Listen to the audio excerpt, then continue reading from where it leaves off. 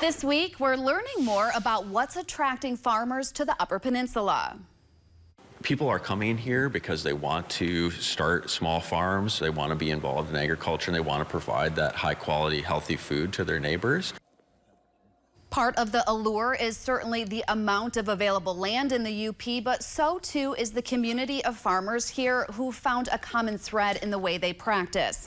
Yesterday, we highlighted a relatively young farm in the UP as they begin to learn what works here and what doesn't.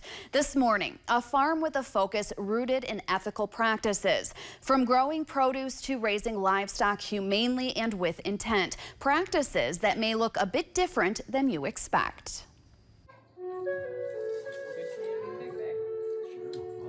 It's the part of farming many don't want to think about: harvesting. When people are like, well, how can you name your animals and then harvest them? And it's like, well, I believe that my intention in the beginning is to raise food for my family and community. They deserve to have the life of my dogs, for example, the same love. And then at the end of their growing period, I follow through with my initial intention, which is to provide food for my family and community. Randy Buechler owns Shady Grove Farm in Gwinn. It's a 6.5-acre regenerative farm. His farming system includes perennials, annuals, greenhouses, and livestock. For 20 years, he's focused on working with nature, not against it. I would say it's worked better with less interference from me or us. So I let the farm kind of guide how things go, and over the years it's really been dialed in and has become its own thriving ecosystem. What began as a desire to provide fresh, healthy food for his family and community has expanded into an opportunity to educate and support. Pull the skin up. It's a farm, but it's also a community classroom.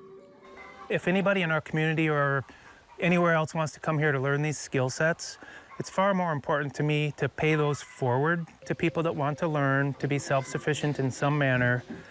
Because when more people in our communities know these skill sets and have them, we become more resilient as a community, and our local food system becomes much stronger. Buechler treats his animals with love and respect from their first day on his farm to their last. He presses the importance of farmers finishing the circle of life, of not being dependent on processors, and taking the time to honor and respect the process. On Harvest Day, he invites those interested in learning to take part so they may one day integrate these practices at their own farms. I can't encourage people enough to learn to complete the circle of life themselves, because when you become dependent on somebody else to do it for you, you don't have food independence, even though you're growing it. The process, even after 20 years, is emotional. Buechler works to create a calm environment for the animal. He plays Native American flute music, burns sage. He gives thanks to the animals and talks with them. He uses every part of the animal for food, clothing, or to go back into the land. It's a ritual and a model you won't see being utilized by the industrial food industry. But as more and more people are taking their food into their own hands, he's hoping it's a method and a philosophy that will be practiced across the UP. It's easy for people to judge you on social media and call you a murderer because you harvest animals, etc. But when I'm able to talk to these people face to face and have them come here and show them why what I do is different, some of them have left with eggs, some have left with meat, some have come back and helped do an entire weekend pig harvest. But every single person that's come here has left with a different perspective. And that's my goal.